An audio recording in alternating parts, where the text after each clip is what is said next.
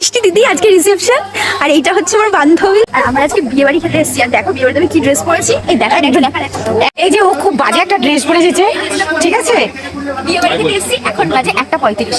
আবার ফাঁকা, ঠিক আছে? সবকিছু টোটাল কপালটাও ফাঁকা। আমাদেরকে এখন জোর করে খেতে বসাচ্ছে। আমরা কাজ করেছি, কাজ করে কাজের শেষে বিয়ে বাড়ি খেতে এসেছি। মানে আমাদের এটাই টাইম হয়, এটাই টাইম হয়। ফাঁকা টাইমে আমরা শুধু আসি, খাই, চলে যাই। এর কাজটা তুই করবি, ঠিক আছে? বিয়েটা করে বসে খাচ্ছে আমরা, তার মানে ইম্পসিবল। আমি তোর বিয়ে খাবো না, না। আর মাটন কিছু করেনি, আর ও খেয়েই যাচ্ছে, কথা বলেই যাচ্ছে,